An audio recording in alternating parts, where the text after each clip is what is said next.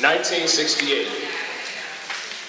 To me, Dr. King was the Moses of the Civil Rights Movement. For after the time of Harriet Tubman, Frederick Douglass, W.E.B. Du Bois, Booker T. Washington, Marcus Garvey, Malcolm X, and all the other great freedom fighters, one man decided to pick up the torch, approach the mountain, the paragon of oppression, scale its extreme heights with the support of a people, and fight to redeem the rights promised to these people by birth. The fear, the tears, the bloodshed were all aspects of the wave of progression.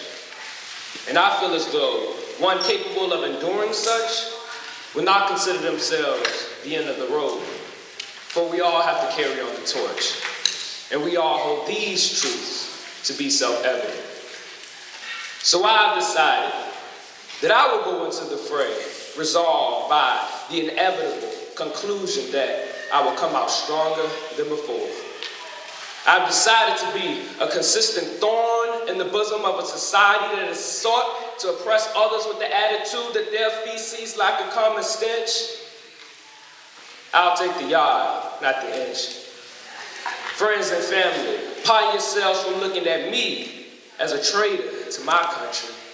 For the idea of a young black man raised in Jim Crow, Mississippi, joining the armed forces of a country that dismisses the legitimacy of his existence just as ignorantly as they do his patriotism and sense of commitment is so abstract that I will spare you the details. As we follow this yellow brick road, paved gold by dreams so strong that they have achieved to become realistic virtues of a materialistic world, I dream a dream in which I rip the white witch off her groom, drown the white witch in love's pool, humanity pool. The words I use are calmly cruel. For a young black lawyer from Atlanta, Georgia shouldn't have to reteach the Constitution to the society who wrote it. Challenge them to reach up and grab their own bar. You wrote the thing. What's so hard? And then again, the sweat drips from the brow of my much alive enslaved ancestor as he smiles in the face of this poisoned and corrupted society. My whip marks are lesser scars in your skewed perception of justice. Thank you, Dr. King. The strings I pull are often seen as belonging to the innocence of this great place. I pace my march with struggles apparent to my generation. Rest in peace, Trayvon Martin. Rest in peace, Mike Brown. I bring light to the silent, loud yet serpentine attitude towards my kind. Strong, black, and proud in this prime, decided to join the debate team to express my mind. Mama said, how dare you smile in the face of evil?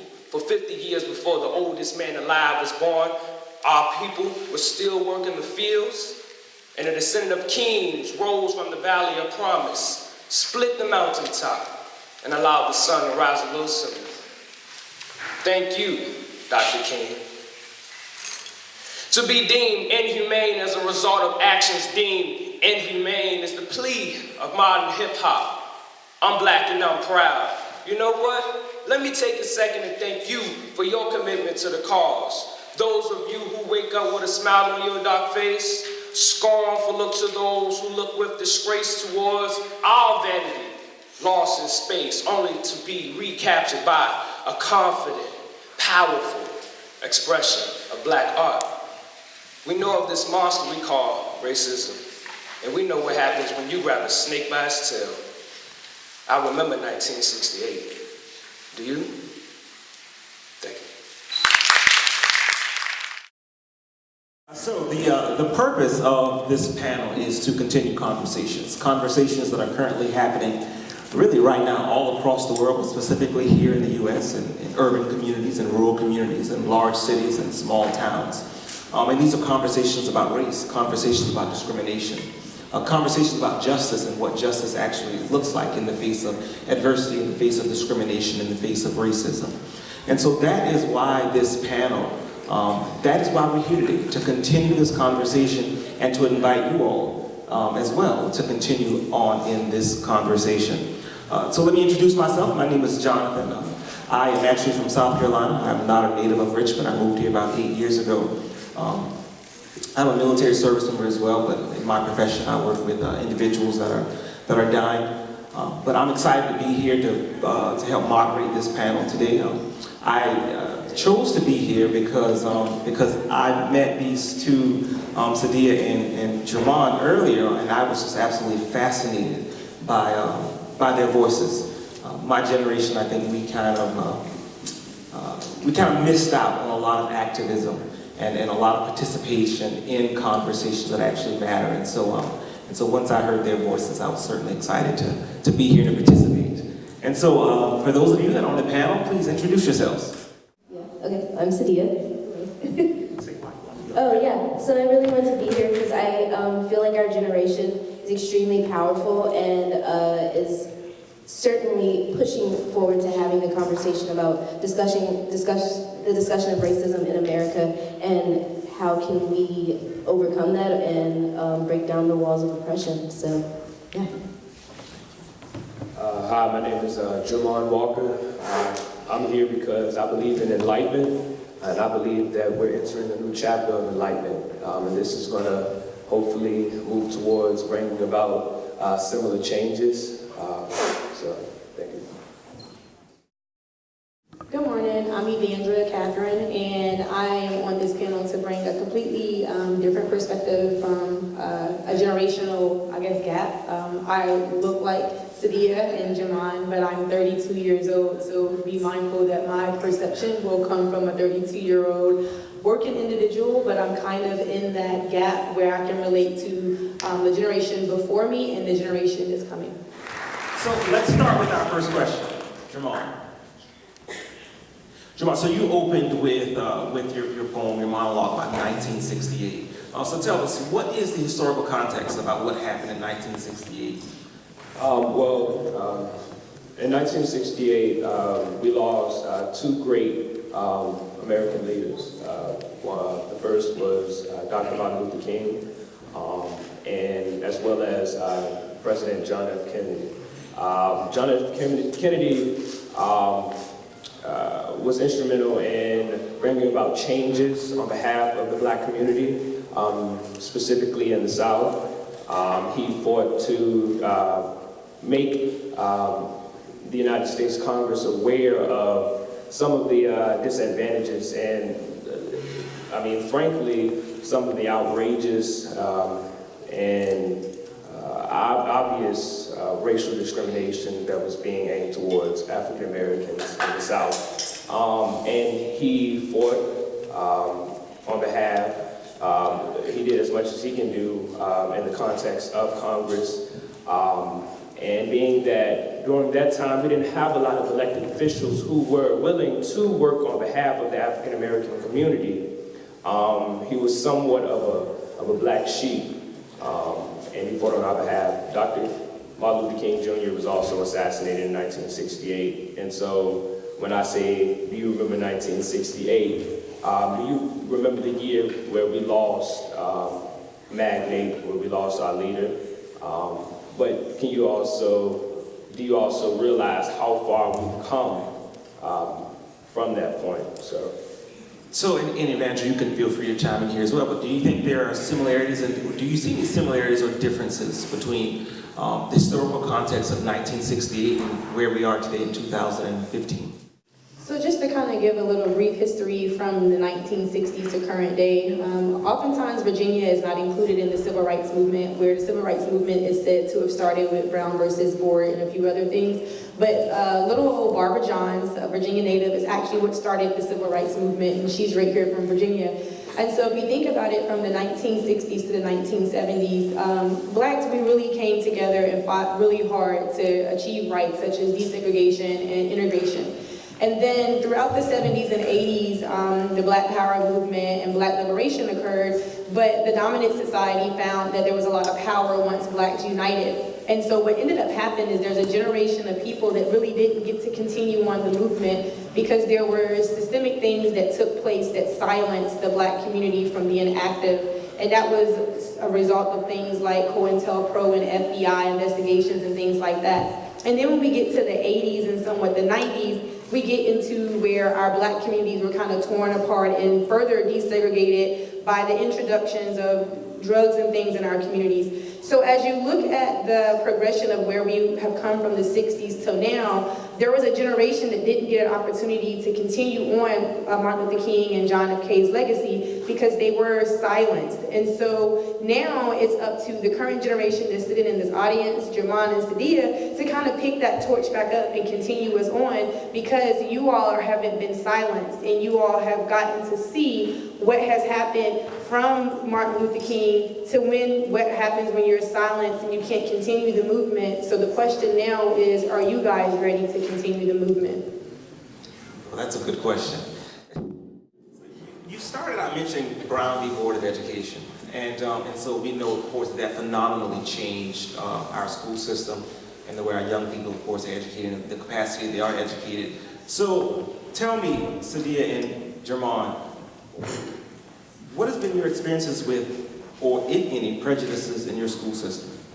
So my school setting has been predominantly like white from elementary school and still is to this day. And I think for me, for the most part, just feeling like the history that I was learning in a lot of my classes did not pertain to me at all.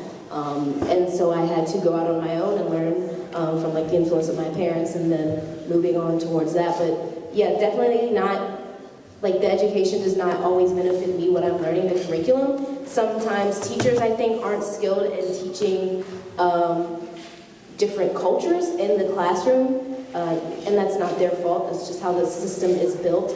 And also students not being well educated on how to interact with other students that don't look like them or come from the same background as them.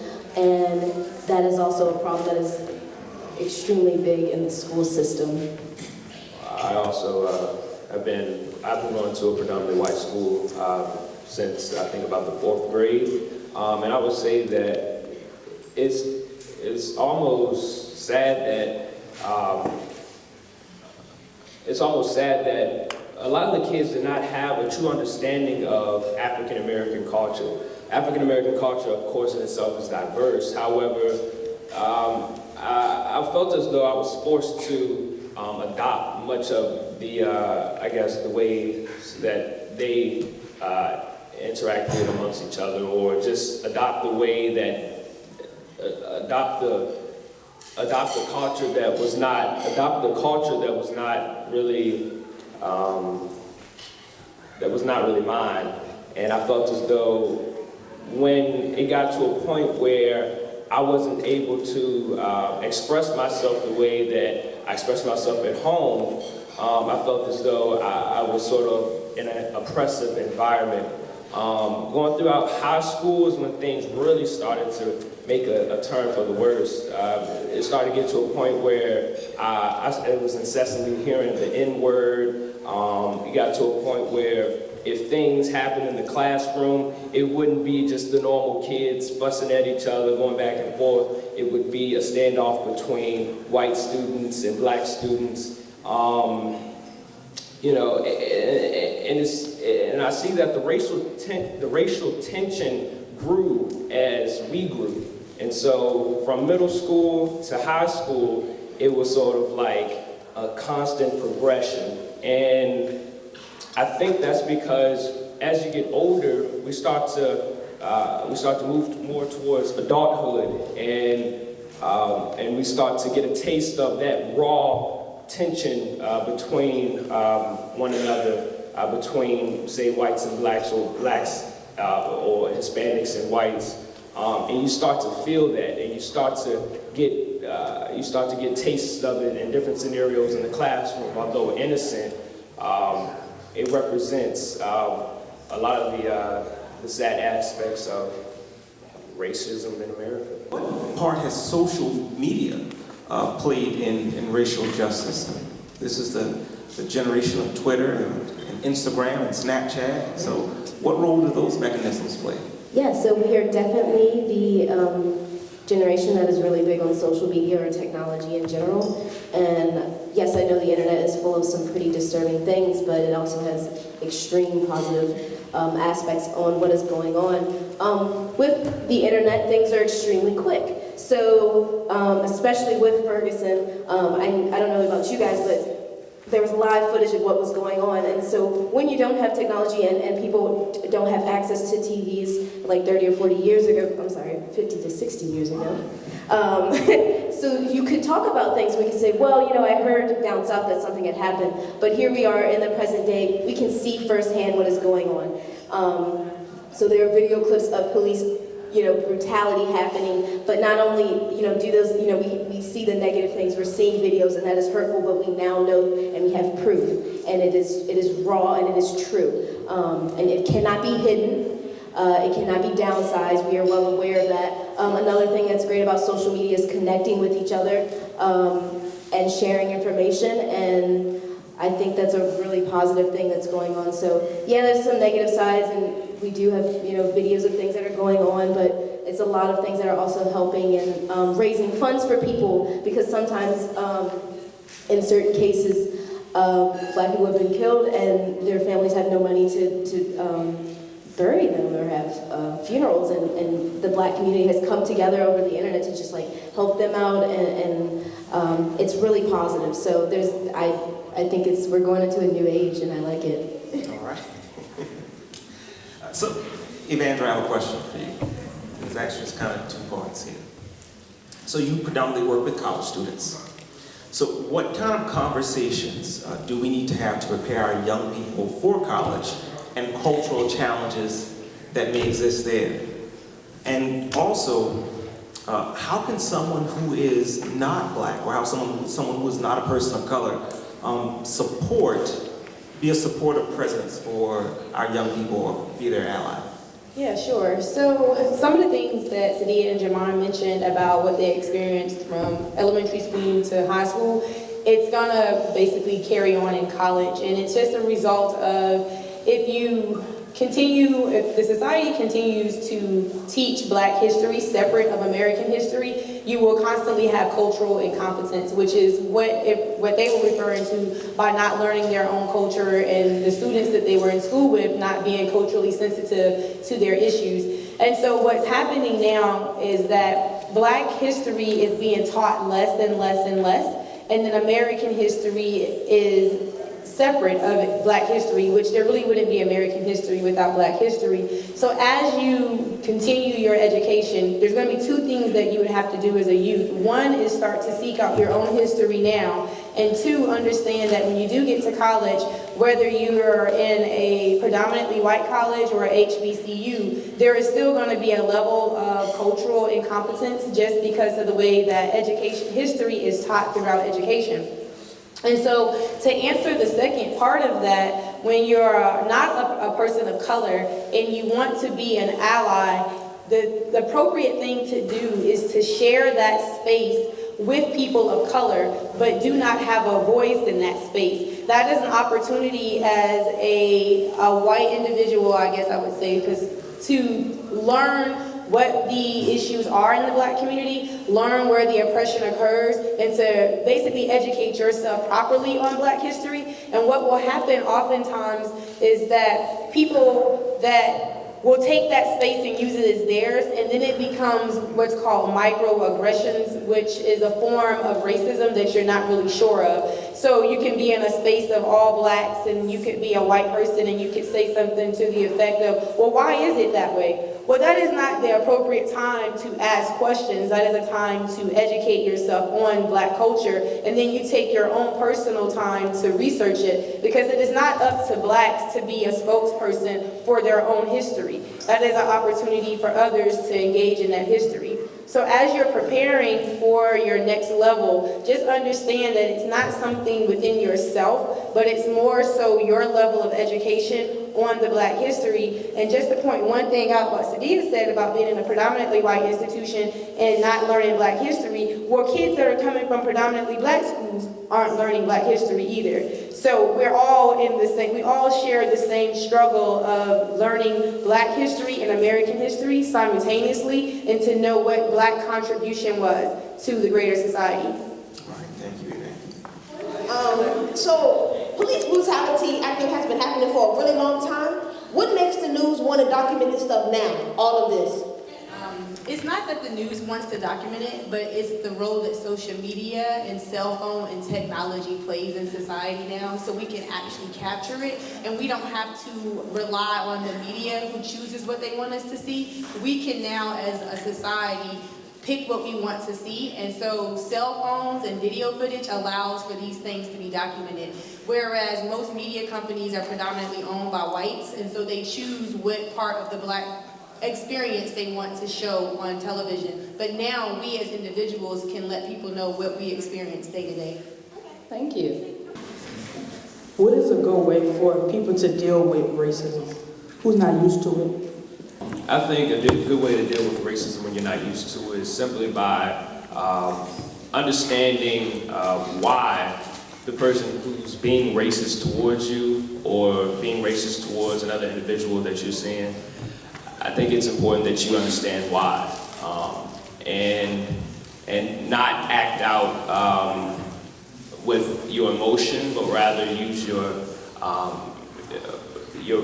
rationalization skills and understand that sometimes when people don't understand or not educated about certain aspects of another culture or just about fellow people that they see every day who may be different, a lot of the times they may act towards them in a discriminatory manner, and that's because of stereotypes or I guess a false understanding of who you actually are. As a black individual, as a black male, a lot of the times we are stereotyped with negative connotations.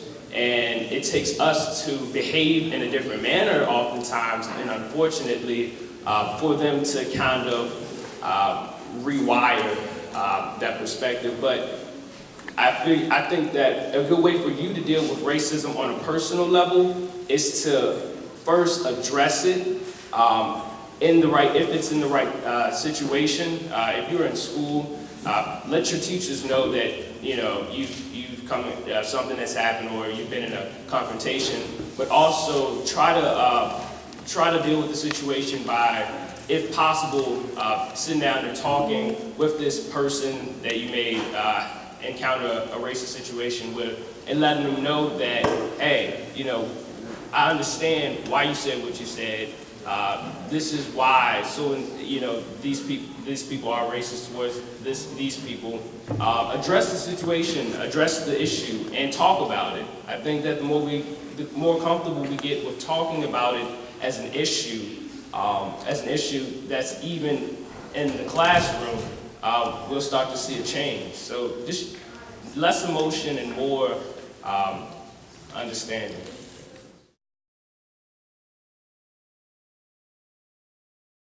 A lot of that really comes from the awareness of your professors and when you go to college, and the awareness of your students. And so everything is a progression, and we have to look at higher education. When it was originally created, it was not for women or people that wasn't financially able to go to college, right? So higher education has changed over time to now include people without financial resources, minorities, women. And so as that progression has changed, when you enter into your class, you kind of have to go into that with the idea that it's all changing and giving institutions an opportunity to catch up with the times. And so, for example, VCU is now focusing a lot on how to make the classroom more comfortable for people like yourself that are coming from a different scene, and they enter into a university where they may be the only black in their class, and they may not feel like they can contribute to the conversation in class. And so it comes from professors being able to relate to that. And so what you may have are professors that went to all-white school as well, an all-white college, and now they have to teach different cultures of students. So remain who you are and just try to contribute more to class in the conversation and educate those around you. As the new generation of black leaders, what are you doing to create change? So I am a senior in high school, and I am starting to come into my own, and so I think my last 4 years of high school have been me learning about my culture on a personal level, and then now at this stage in my life, I'm ready to move on to be making changes. So I'm working on a really small thing at the moment. and I'm calling it the Youth of Color Empowerment Project, in which I want youth to be enlightened on their history, youth of color, and then ways we, in small ways, can we share that intelligence that we have, or that empowerment or enlightenment with other youth through small ways. So I've started like a Twitter page. If you guys are interested, you can follow it and come have a conversation with me. Sharing that information, I'm coming out with a zine on police safety and knowing your rights, because I think that's a really important thing for youth of color, to know our rights and to know how to handle ourselves when we are dealing with the police, because although it's just what's going on right now in our communities, we just need to have the discussion, and we need to try to keep ourselves safe to the extent in which we can. And then, so that zine I'm working on, and then also it's all together with the Youth of Color Empowerment Project, and just maybe sharing that information through like Instagram videos, because our generation does not read big books anymore. We don't do that. We're really into small snippets of information through the internet and through maybe handheld books or like zines. And so I want to do that, just making small snippets of information to share amongst our peers, and I think that could really help us to move along in the city of Richmond. Yes. I guess I'm on two fronts. One, I'm the president of my NAACP chapter, Hanover Youth and College Division, and through that I try to educate our members on some of the issues that are going on, taking place, not only on a national scale, but on a local scale as well. I think that some of you have heard about what happened at Marana High School. I personally don't think that's anything, that's nothing to be, excited about or to be laughing about. Honestly, I think that's very sad, and I think that I would take the time to try to figure out what happened there. And I think a lot of the issue that took place, I think that it stems from the core of what's happening now, some of the issues that we're facing now in terms of racial tension, and tension amongst ourselves because of this somewhat obscured dissatisfaction in what's in the attitude and the treatment towards our people. And also, I believe in political advocation. I believe in political activism. I believe that African American youth should be politically active, because a lot of the changes that occurred from the 50s to the 60s to the 70s were on the political battleground. And yeah, so that's how I understand. As a youth, really, for one, a youth of color is to see yourself as an equal and do not allow what you're taught that you're not an equal affect your abilities. Also, be more aware of your surroundings and try to educate yourself and watch your reactions. So try to be more proactive than reactive, and really to engage each other in conversation instead of talking about things that really has no real benefit to progression, like the latest trends that are out and things like that, and what's going on in celebrity lives. Talk about what's going on in each other's lives and support each other. And if you see someone that's being bullied or someone that's being discriminated against or something like that, kind of just step in and be a person of support for them. Because even though they may not know how to react in that situation, you may know how to react in that situation, and you can just really lend a hand. And so, that would be really the main way to just really unite yourselves together. And you don't have to be a black person to, be there to comfort another black person. You can be of any other race, because American history is all of our history. We share it. And once we realize that we share the history, some of the hatred in our hearts about our past will kind of leave. And we need to be proud of where we've come from as a culture together, and understand we've made some mistakes, but we are now moving beyond those mistakes. Ladies and gentlemen, can we give our panel